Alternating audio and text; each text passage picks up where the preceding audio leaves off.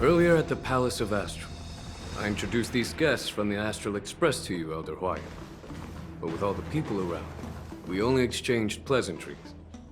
Now, I'd like to officially introduce them to you.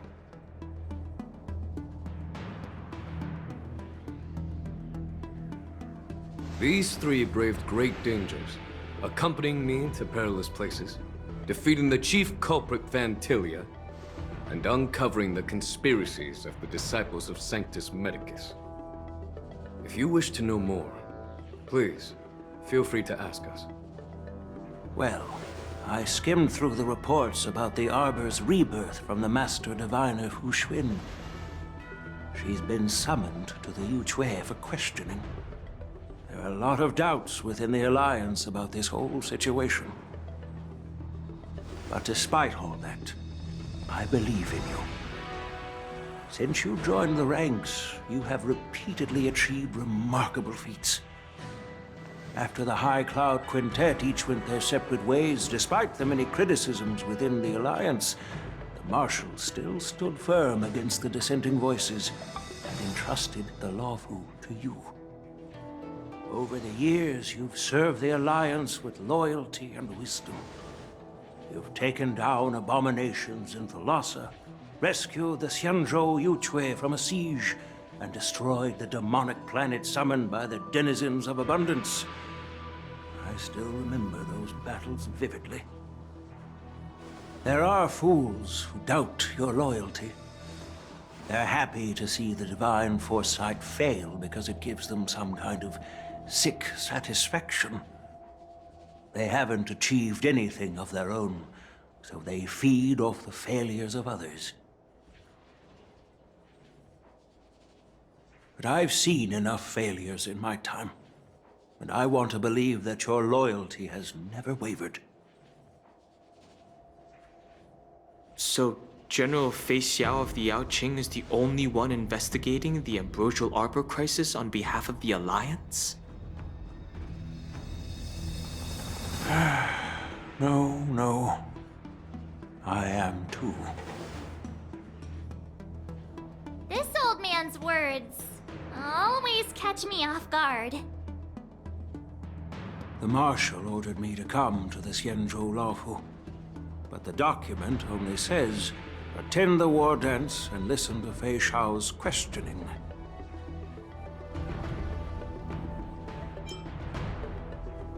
No need for that. You're all important witnesses. The Marshal is well aware of Jing Yuan's purpose in holding the ceremony, and understands the situation he is facing. She mentioned it because she believes both issues are important. Thanks for your kindness and sincerity, Elder Hwyan. But is it appropriate to tell everyone here about the Marshal's orders? By introducing the Express's witnesses to me alone, aren't you aiming to discern the intentions behind both my actions and Fei Xiao's? And whether there's any discord between us? Well, since I'm being open and honest with you, I encourage you young folk to do the same. As for the Ambrosial Arbor crisis, all I need to do is listen. General Fei Xiao will be the one asking the questions. To be honest, I'm more concerned about the timely start of the war dance. Oh, by the way, I've prepared a gift for the war dance.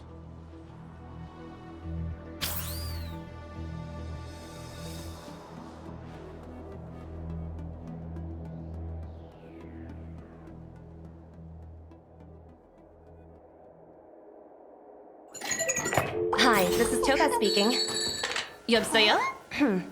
Hi. 好，知道了。Sure thing.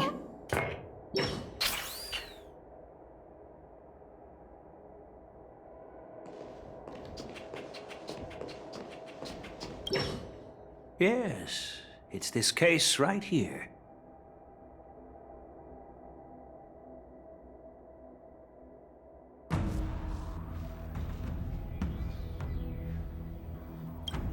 There will be numerous contests and celebrations during the war dance, and the main event will be the Ringmaster's Challenge. the host will dispatch a skilled warrior to take on challengers from all over the cosmos, showcasing the excellent martial arts of the Xianzhou Lawfu. When you mentioned that the Astral Express would be attending the ceremony, I thought the High Elder of the Lawfu would be the ringmaster. You humor me, Elder Huayan. The healer lady is just a young lady who knows nothing about martial arts. How can I assign her as the ringmaster? I'm no match to you when it comes to joking. What's this box for? Why don't you open it, General Huayan? This sword case is intended for the War Dance's award. It's empty now, but in a few days, a precious sword will be delivered and stored inside. I don't mean to boast about our skills, but this sword represents the pinnacle of the Juming's craftsmanship.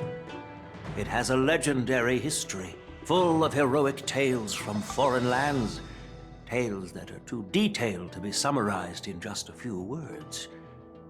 Since the delegation delivering the sword hasn't arrived yet, I'll just leave the case here for now.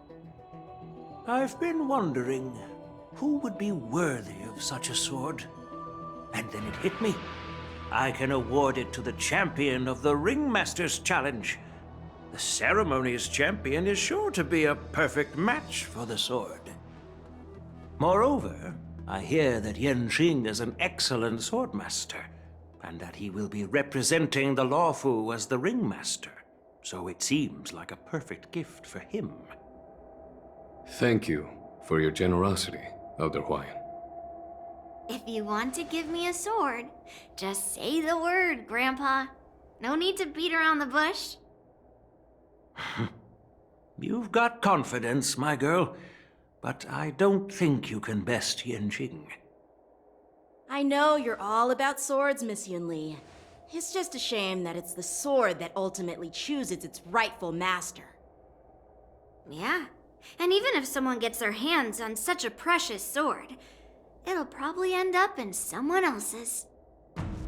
The outcome of our duel at the Alchemy Commission is still up in the air. Since you're interested, why don't you represent the Xianzhou Juming and challenge me in the ring? That's exactly what I had in mind. Nobody knows who's gonna come out on top. It could be me, could be someone else. It'll probably be me. But whatever happens, it won't be him.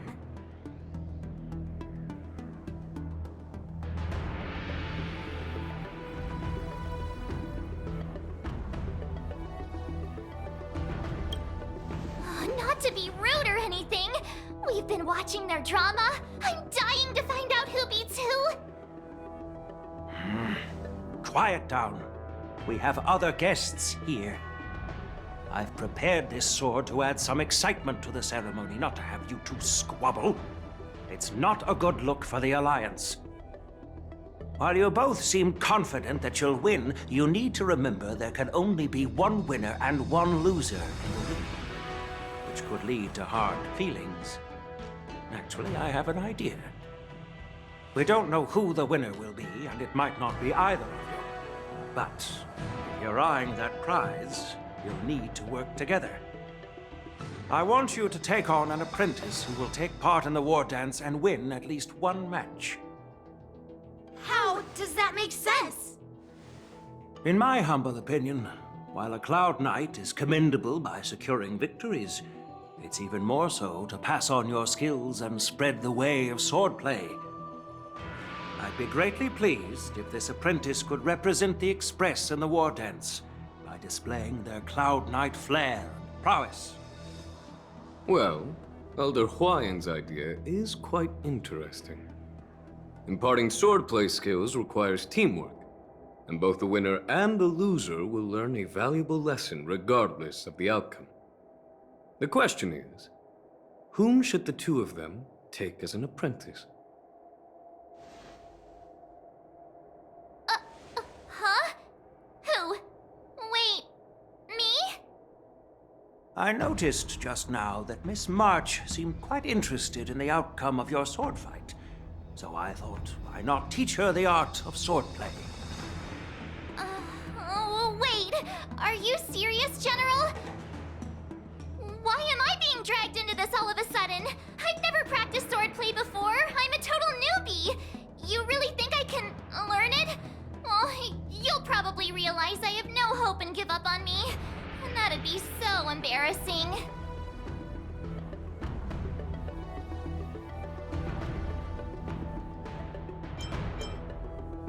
Isn't this a perfect chance for you?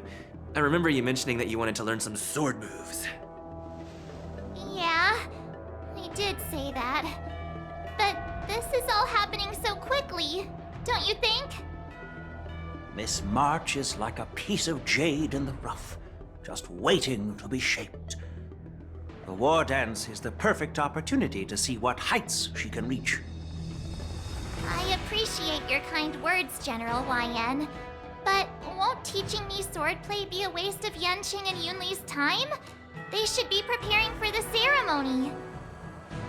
Plus, I heard that each swordmaster has their own special moves.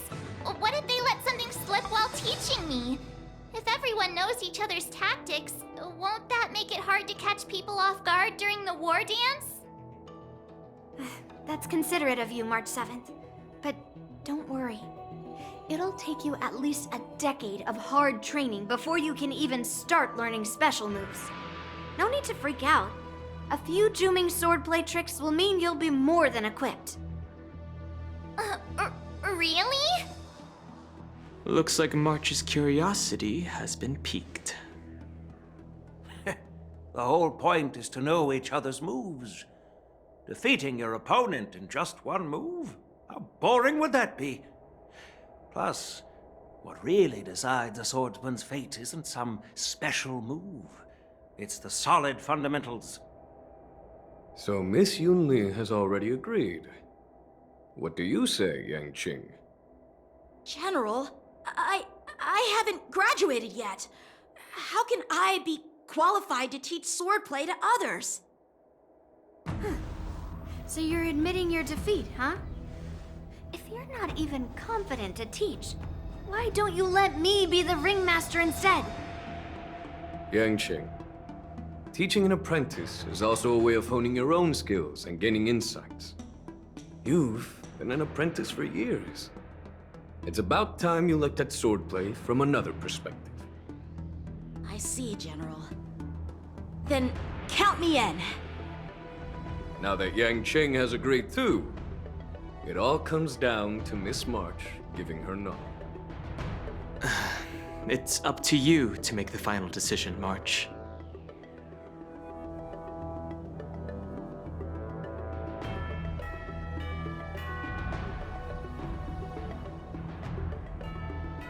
At least that way, I won't have to worry about you accidentally shooting me in the butt all the time. Hey, I've never missed my target. Then I'm on board. Thank you for your kindness, General YN. Great! Starting tomorrow, Yanqing and Yunli will teach you the basics of the Cloud Knight's swordplay. Yunli and I will head out and purchase some sword practice equipment for Miss March. Think of it as a little initiation gift.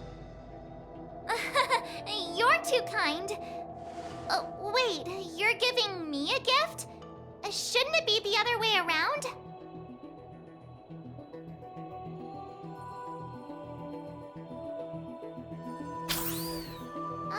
General YN's gone.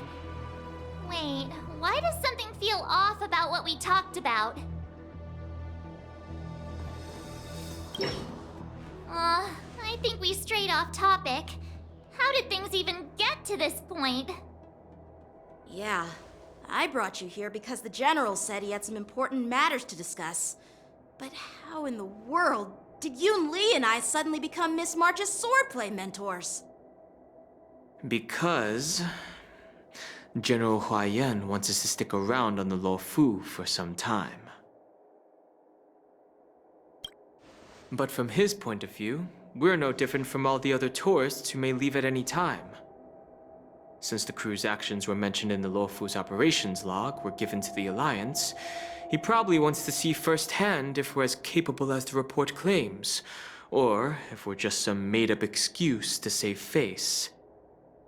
And he wants to see it for himself during the war dance, which is why he even dragged Yun Li into this.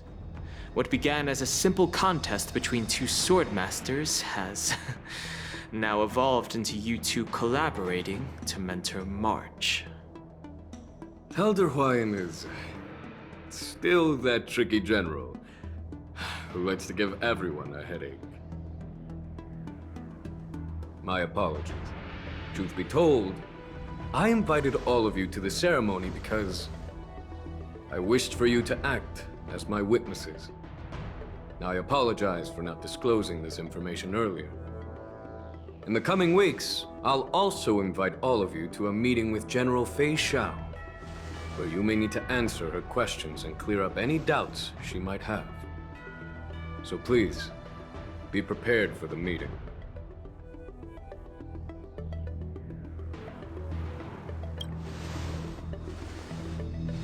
Don't worry, General. No matter what happens, I'm prepared to stay here as the Express's witness and answer any questions. Thank you, everyone. General, I know there isn't much I can do to share your burden, but...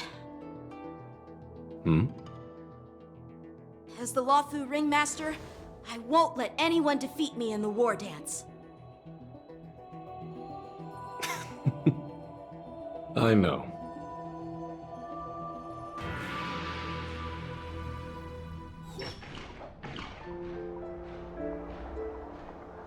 The illustrious Merlin's Claw waiting for me? And for so long, too? It's quite an honor. It's been a while, General Fei Xiao. It's been 30 years since we last saw each other. Right, Yukong? Yes. Back then, you were the vanguard of the Yao Qing's Verdant Knights, and I was a pilot of the Luo Fu's Rainbow Orbit Fleet. Who would have thought that upon meeting again, you'd be a general, and I'd have given up flying? Really does feel like a lifetime ago.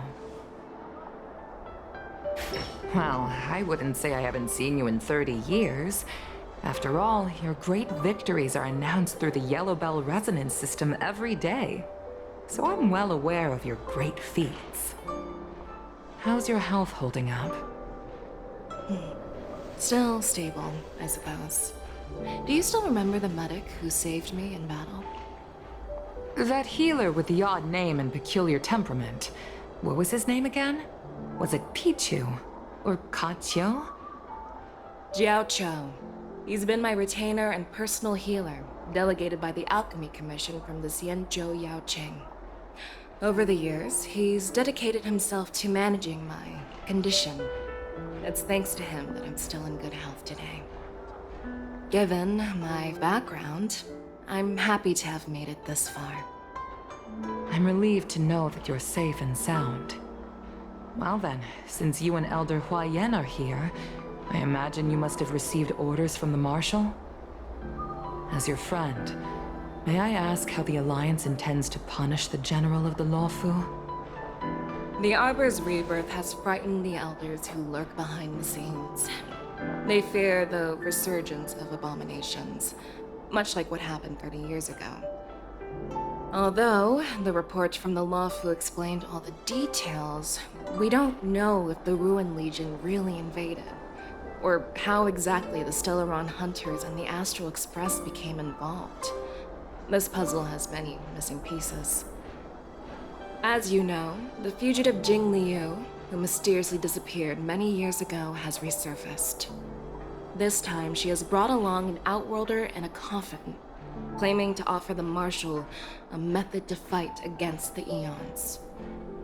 The Luofu Preceptor has also leveled accusations against Jing Yuan for neglecting the Alliance's principles. She asserts that Jing Yuan enabled the exiled Imbibitor Lunae to re-enter the Luofu, thereby unlocking the lunarescent depths within Scale Gorge Waterscape, which in turn disrupted the Vidyadhara's dutiful watch over the Ambrosial Arbor. It is for these reasons that I have come here to the Luofu today. Well, duty calls. perhaps I shouldn't have mentioned all of this to an uninvolved person. But since we once fought together, I didn't want to keep you in the dark. Perhaps pretending you didn't hear any of this would be for the best. I understand. I'm sorry. I was out of line. I know I shouldn't be defending General Jingyuan right now, but... well, you know how I am. The Luofu has enjoyed centuries of stability since the end of the sedition of Imbibitor Lunae, much of which can be attributed to General Jingyuan's masterful strategizing. Unfortunately, for long-life species, enduring through the ages always culminates in a failure that undoes all previous achievements. A moment that our adversaries relish. That's true. And that's why I'm also here for another purpose. To visit Hule. Hule? You mean that Hule? The Borisin warhead? The same Hule who has been imprisoned in the Shackling prison for over 7 centuries? The nemesis of the Foxians who will never be forgiven and shall be imprisoned until the end of the cosmos. I can't quite remember the exact wording, but yes, the very same Hule. Usually, only emissaries from the Xianzhou Yaoqing Skyfaring Commission visit him once every century. Why do you have to visit him now, of all times? The Foxians and the Alliance made a pact to combat the abominations, aiming to achieve justice and free their kin. That werewolf monster is to be forever imprisoned in the dark recesses of the Shackling prison, facing unending retribution. Given the situation on the Luofu, those on the Yaoqing are concerned about Hule's imprisonment. I'm afraid that the routine visit every century is no longer sufficient to ease their concerns. That's why I was sent here, to reassure them. It's all bad news. Well, not everything. There might be a silver lining. Oh, by the way, I found some clues about the thing you asked for. Tell me more. The Verdant Knights followed the route you mentioned and discovered the wreckage of the Whistling Flame ship. Unfortunately, there were no survivors and no cargo. However, someone had already been on the scene before we arrived. Our people? Or someone from the IPC? No, neither. Yukong, have you heard of a person named Ron May?